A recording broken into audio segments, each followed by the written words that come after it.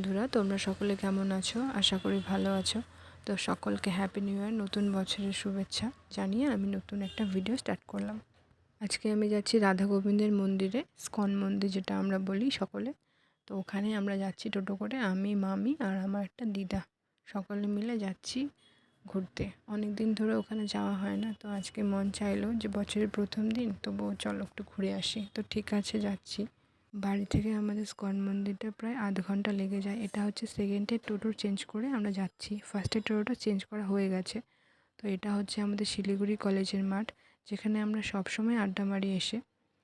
অনেকেই এখন পিকনিকের সিজন, পিকনিক স্টার্ট করছে। তো আমরা সবার বছরের প্রথম দিনে আগে ভাবলাম যে না, ভগবানের দর্শন করে আসি। তো ঠিক আছে, যাচ্ছি। আমরা চলে এসেছি স্কন মন্দিরে। তো এসেই একটা ছবি তুলে নিচ্ছি সকলে মিলে। ওখানে ফোন অ্যালাউ ছিল না, তবুও চুপিসারে একটু ছবি টবি তোলা আর কি। এটা হচ্ছে এন্ট্রি গেট। একদিকে জুতো রাখার জন্য ব্যাগ নেওয়া হচ্ছে টোকেন সিস্টেমে। তো ওদিকে মামিরা গেল টোকেন নিয়ে আসতে। তো আমি এই পাশাপাশি একটা ছবিও, একটা ভিডিও করে নিচ্ছি। তো এই হচ্ছে আমাদের স্কন মন্দির। অনেকটা বড়, বিশাল বড় এরিয়া নিয়ে মন্দিরটা। তো এটা হচ্ছে এন্ট্রি গেট দিয়ে যতটুকু দেখানো যায় আমি দেখানোর চেষ্টা করছি। দেখো কি অপরূপ সুন্দর দৃশ্য। এখানে এলে আর মন চায় না বাড়ি যেতে, এখানেই থাকতে ইচ্ছা করে। সবারই তাই হয়, আশা করি আমারও তাই হয়। আবারও একটু ছবি তুলে নেওয়া সবার সাথে।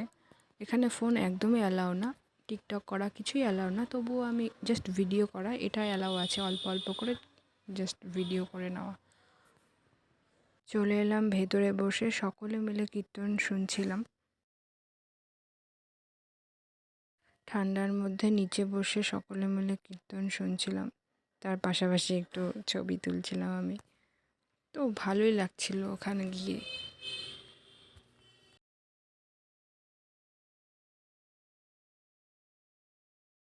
তোমরা সকলে বলো তোমাদের কেমন লেগেছে এই ভিডিওটা, আর আশা করি তোমরা সকলে একটা লাইক দিয়ে দেবে ভিডিও দেখার পরে।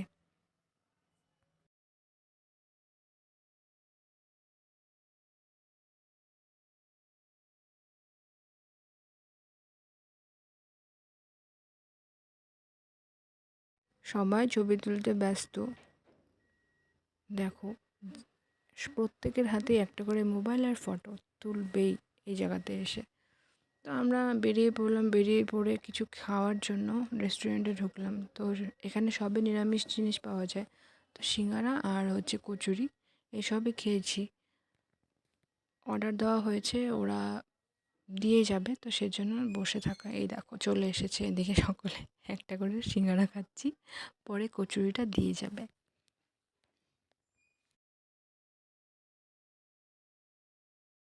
মন্দিরের বাইরে খুব সুন্দর পার্কের সিস্টেম করা আছে, যেখানে বাচ্চারা গিয়ে খেলাধুলাও করতে পারে। এটা হচ্ছে একটা রথযাত্রা ঠাকুরের। তো এরকমভাবে দৃশ্যটা করা আছে, দেখতেও খুব সুন্দর লাগে। তো আমরা বেরিয়ে পড়েছি বাড়ির উদ্দেশ্যে। যে ঠান্ডা ওয়েদার, খুবই ঠান্ডা পড়েছিল সেদিন।